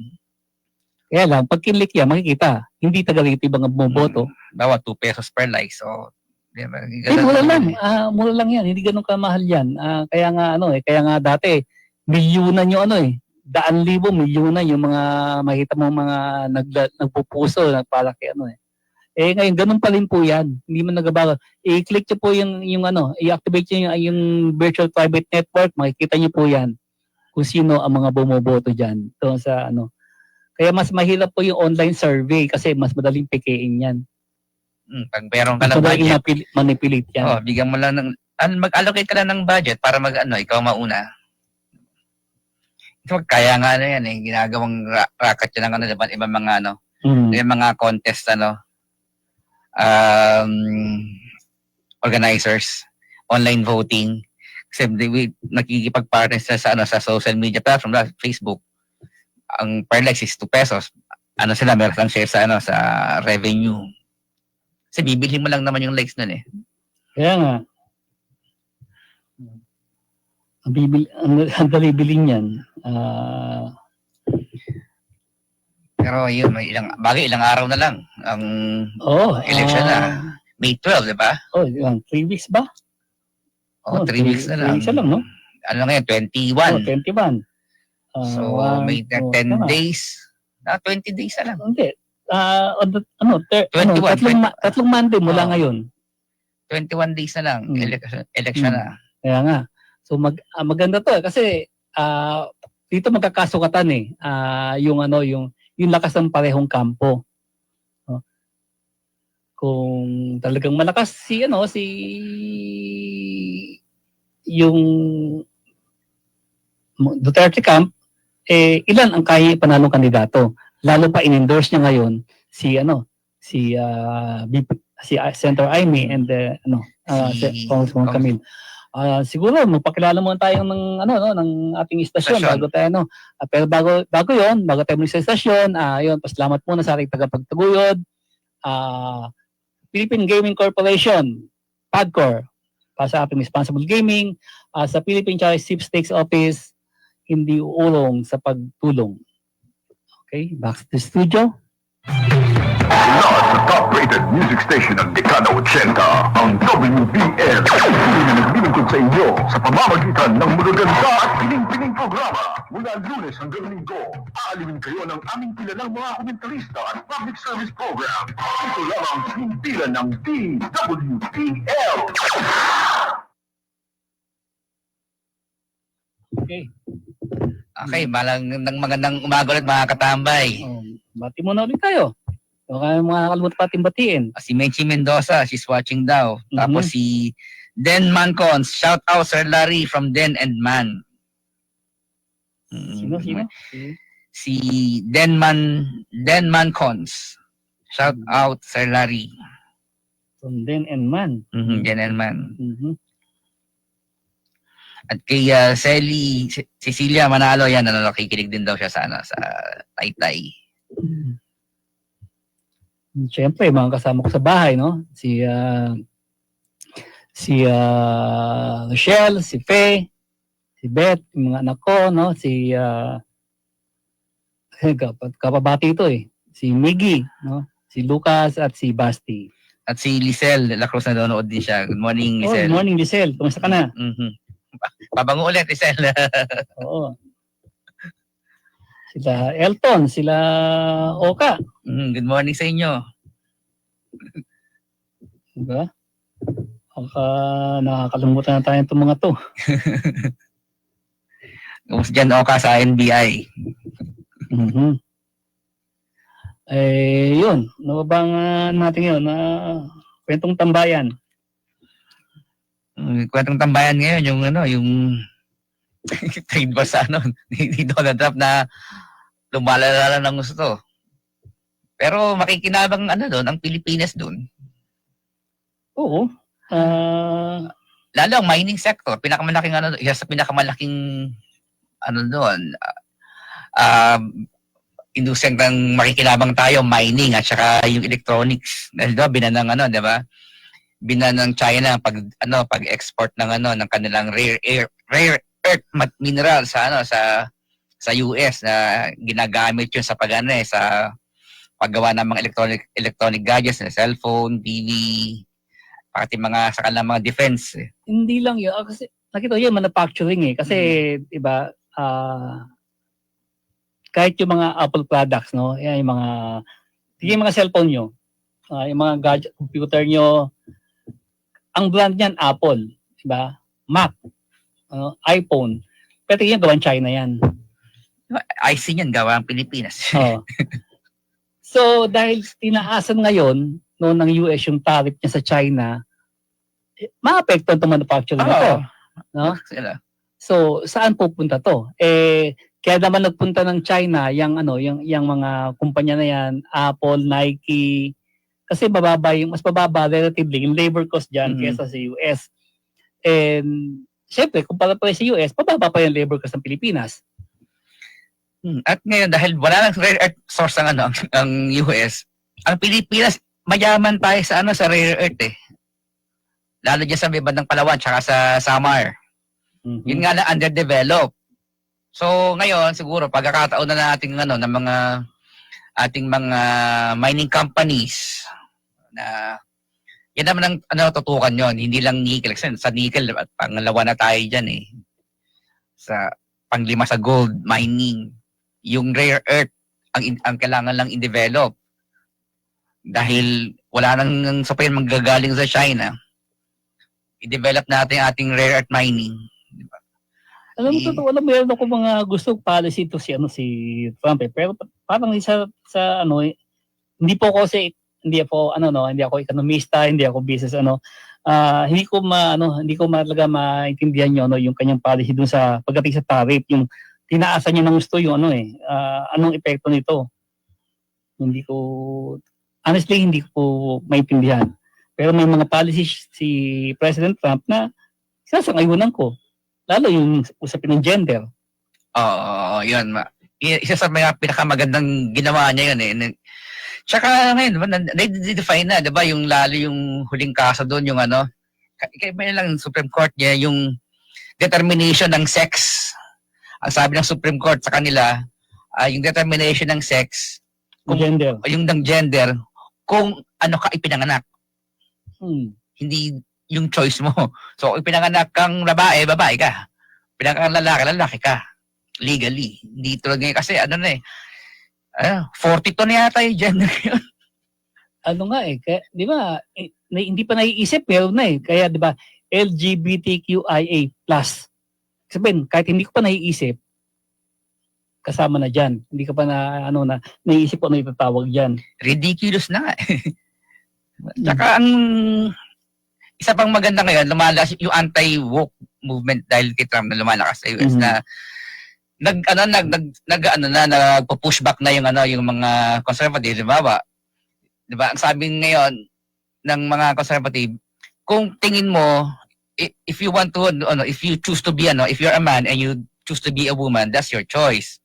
Pero if you want me to choose to believe that you are a woman, that's my choice. Kaya Pilipin kasi na ngayon, paniniwala ka, babae ako Tagapin mo to. Pag hindi ka naniwala, ano ka? Yung ini-impose sa'yo Actually, marami, no? Yung mga political correctness, kasama yan dyan Sa woke, sa wokeism na yan Halimbawa, pati sa atin, no? Ang nakatalo sa ibang bansa, hindi kinikilala to Yung PDL, yung Persons Deprived of Liberty. No? Hindi sila deprived ng liberty dahil ganun-ganun lang. Sila po ay pinarusahan. So, ano tatawag natin sa mga biktima nila? No, na pinatay, persons deprived of lives, ninakawan, persons deprived of property. Wala mo siyang tawag dun Bakit protektado yung mga na-convict? Eto mga biktima, hindi protektado doon sa na ma-offend na murder victim yan Ayaw mo tawagin ng persons deprived of lives. Diba? O ninakawan, deprived of properties. Yung na-rape. Dignity. Diba? Hindi hindi ko makita kung bakit kailangan tawagin PDL. Para maging technically correct gawin natin persons deprived of liberty because they were punished or penalized for raping somebody. Di ba? Ganun. Gusto niyo pahabain na lang Tsaka definitely hindi masaya talaga Basically, hindi masaya deprive ng kalang liberty Punishment yun Kaya diba? May batas tayo Tsaka yan, biblical pa yan Diba? Yung parusang yan Yung bawal pumatay. Hindi naman yan, law of man lang Law of law of God yan Pati yung huwag kang papatay, huwag kang magnanakaw. Nasa 10 commandments yan Batas yan ng Diyos So, kung naparusahan ka dahil sa ginawa mong kasalanan na yon, yun ang consequence ng offensive. action mo. Offensive. Hindi ba mas offensive yung pagpatay nila? Doon, pagnakaw nila? Di ba? Kaya hindi. Kasi ako sa pagsusulat ko, kahit kaya hindi ko ginamit yung PDL na yan Ito pa, pati nga sa hayop sa atin lang to. Yung aspin tsaka puspin. Kasi baka ma-open yung mga hayop pag tinawag mong askal. O aspin. Diba? Askal at yung pusakal. Pusakal. Di pa po natin gamitin askal. Gamitin na kailangan asong kadye o asong gala. Huwag natin gamitin pusakal. Gamitin pusang gala. Kasi sa ibang bansa, sa US, ang tawag dyan, stray dogs at stray cats. So, at wala pong aso na native sa Pilipinas. Walang walang aso na lahing purely Filipino. Mongrel po yan kasi dinala lang sa atin yan Kahit yung mga pusa, hindi naman dito nang galing yan. So, bakit pagtabagin asong Pinoy o pusang Pinoy, wala naman talagang pusang Pinoy at walang asong Pinoy. Para wag ma-offend. Kahit po tawagin nating among aso yan, kung sinisipa-sipa mo lang yan, ganun pa rin po yan. Diba? Aspin na nga Aspin, diba? Pero, diba, pinapatay. Parusahan mo. Pero wag mo yung pilitin ng tawagin yan. Kasi sa libro ngayon, aspin at puspin na nakalagay dun Di ba? Sobrang Extreme na nga, extremist na yung mga di ba? bordering ridiculous and stupidity. Hindi ko po sasabing wag nating igalang yung mga o mahalin yung ating mga alagang hayop, no? Pero wag naman to the point na ganun na No, offense. Parang hindi naman nagre-respond sa sa pag-iisot ang mga hayop. Nagre-respond lang sa tawag mo, sa hawak mo, di ba? Pero hindi sila nagre-respond sa sa pag-iinsulto eh. Wala pa namang ganung studies eh. tawagin mong askal o pusakal. At hindi man siya iniinsulto pag tawag mo askal. Because that is short for asong kalye. Mhm. Pusakal is short for pusang kalye. Di ba? Hindi naman, kahit kasabihin mong yan, parang malang pinag-iba yan sa Oo. kasambahay eh. Mhm. Di ba? Kasama sa bahay, short for kasama sa bahay. Eh di anak mo kasambahay din Oo. kasi kasama Kaya sa bahay yan, pati asawa. Di ba? Nagiging OA na tayo dahil wag ma-offend. Ang sabi kong nakaka-offend dyan, yung attitude natin sa kanila, hindi po yung kung anong tawag natin. At ang mahirap sana sa mga woke na to, na kapag hindi mo sila pinaniwalaan, hindi ka umayos sa sa opinion nila, kalaban ka. Ano ka, yung antay ka na kaagad. Hindi ba pwedeng meron lang ako sarili opinion, tulad na ikaw meron kang sarili opinion dyan, ako meron lang sarili opinion, gagalangin yung opinion mo, galangin mo rin opinion ko. Hindi eh. Hindi ko lang kailangan galangan yung opinion mo, kailangan ko pang tanggapin yan na tama ka at ako yung mali. Yun nga eh. Parang sila lang yung tama eh. Yung opinion mo tama yan, yan lang gospel of truth na kailangan naming tanggapin lahat. Pag naniwala kang aso ka, if you identify yourself na aso o identify yourself na dragon o kailangan kong tanggapin yan. Hindi ko pwedeng isipin na sira yata ulit. Bakit iisipin siya? Siya o aso siya. Actually, may isang napanood ko sa US na debate dun dyan eh. Sabi nung isang babae, sige, ganyan ka, ako, leon ako eh. Diba? Sabi mo, leon ako. Hindi ka leon. Hindi, yun ang pakiramdam ko, leon ako eh. Anyway, bago yun, no? Si Katambay Dian. Good morning, Dian. Ito, message. Nasa air ba siya, no? Si Dayan? Hindi. Naka-monitor lang. Good morning, Dayan. Yun, di ba? Parang lahat lang yun nasa isip pala. So, isabihin ko, diba, yun nga, gusto mong sabihin mo dragon ka or di ba? Ako isabihin ko, kaya nga, di ba, isa, appointed son of God eh. Ano na ngayon eh? Itapon sa bintana yung science saka yung logic. Ang importante kung ano yung nararamdaman mo, naisip o nasa isip mo. Pero hindi paano naman po yung pinag-aralan natin sa science? Hindi pa unlad eh. Parang nagde-deteriorate, nag-regress pa yan natin eh. Di ba? Lahat na lang dahil makaka-offend. Dahil makaka-offend. Di ba? Pag babae ka, X chromosome. Kapag lalaki, Y chromosomes. Ano yung chromosome ng dragon o sige sabihin natin trans. Ang dami pang ang dami pang klase, di ba? Yung gay dati gay lang, ngayon hindi. Marami pang definition eh. So ano yung chromosome nyo? Ano yung science ron? Sabi niya meron kayong X and Y chromosomes. Hindi na pa napatunayan yan. Wala yung science po, hindi naman kakamali. Kaya nga, lahat kayo nakabase na doon sa kung makaka-offend or di ba? Kung makaka-offend, mali. Ganun ganun yung kanilang line of Tsaka kahit minority sila, dapat silang dapat silang masunod. Pero paano tayo, di ba? Ang essential ng democracy, di ba? May majority rules palagi, di ba? Kaya nga tayo may election eh. So, ibig ba na sabihin, kahit na nagkaroon tayo ng election, yung mga natalo, pwede na sabihin, hindi naman namin binoto yan eh. So, ito pa rin yung presidente namin. O ito pa rin yung mayor namin. Diba? Hindi naman ganun eh. Ang esensya ng demokrasya, kung sino yung mas marami, yun ang... pero dahil kung susundin mo yung line of thinking nila, hindi pwede eh. Hindi kasi ma-open sila. Oo, kahit minority kami, miyembro pa rin kami ng society, ma-open kami. Diba?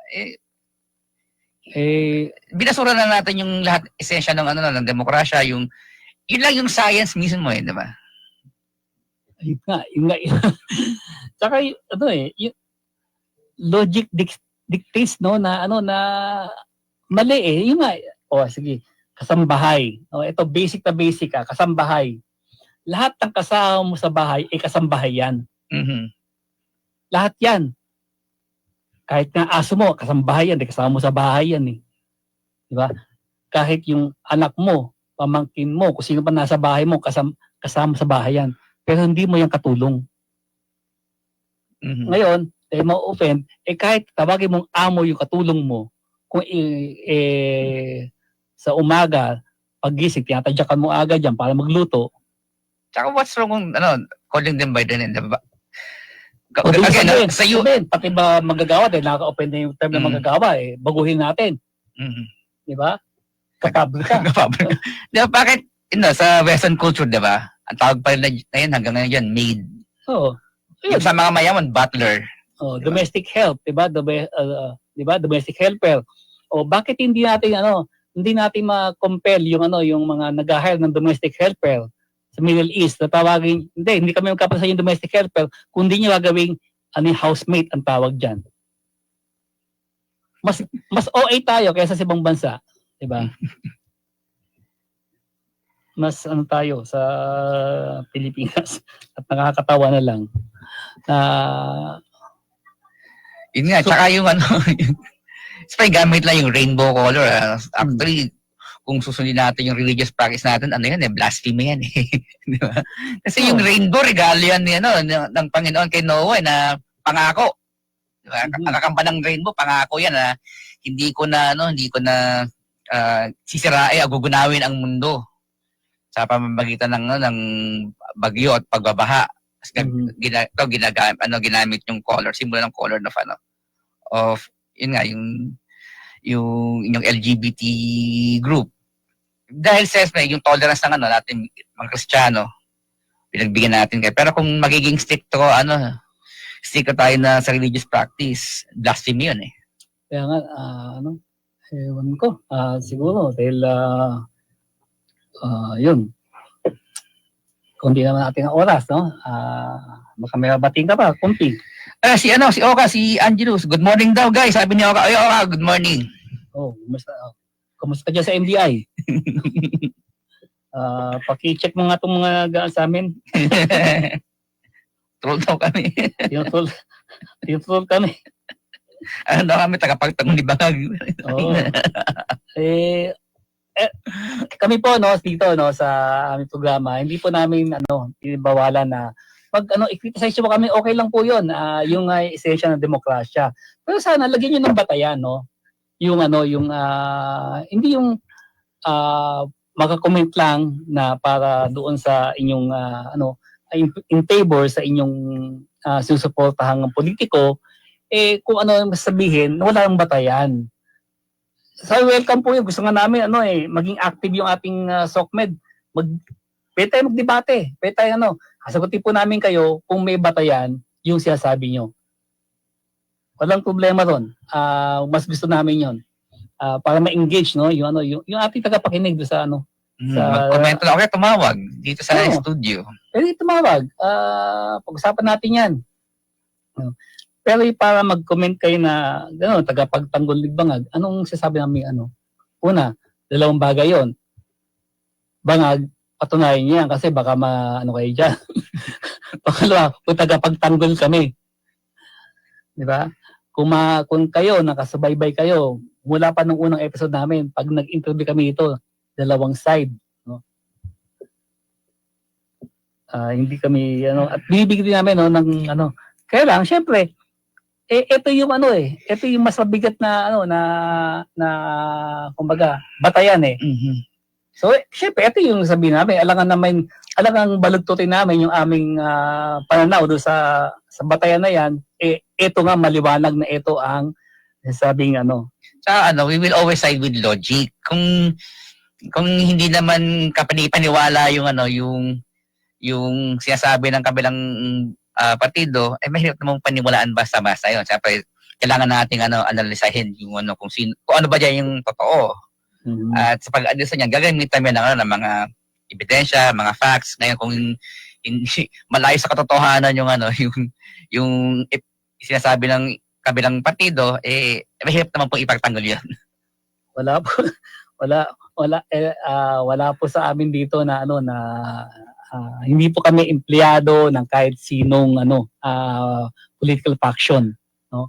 Hindi po kami so kung meron kayong sabihin na na basta may batayan lang po, pag-usapan natin yan, mas gugustuhin namin yan. I-engage yung ating mga tagapakinig o taga-subaybay sa isang healthy discussion. No? Bukas naman po ang ating tambayan sa inyong mga katambay Kasi para tambayan nga tayo, di ba? Sa tambayan, di ba? Nagdidibay tayo kahit sa organong tambayan, di ba? Pag nagkita-kita kayo mga kaibigan nyo, di ba? Nagdidiskusyon kayo kulang lang dito tagay Di ba? Hindi kami sarado sa ganyang Anyway, ayun. Paubusan naman yung ating oras. No? Isa na namang linggo ang nakalipas. Ayusin natin yung ating audio para sa sunod mayroon tayong mga panayam na mga mas authority sa mga subject matters na hindi parang hindi sa amin nagagaling kasi sabihin niyo napaka gagaling naman tong dalaban to parang hindi po. Kaya nga kami nag-i-interview ng iba kasi sila yun di ba? Para o kung sila yung eksperto sa ganyang bagay, di sila nagsalita. Tagapagbalita lang din. Nakikinig lang kami. Okay. Hanggang sunod na linggo po, no? Kita-kita tayo next Monday. Dito lang sa ating paboritong tambayan. Dito sa DWBL. Bago lahat, pasalamat ulit tayo sa ating tagapagtaguyod, Philippine Gaming Corporation, para sa responsible gaming. At Philippine Charity Sweepstakes, hindi umuurong sa pagtulong. Maraming salamat po ulit sa inyo. Hanggang susunod na Lunes. Magandang umaga mga katambay.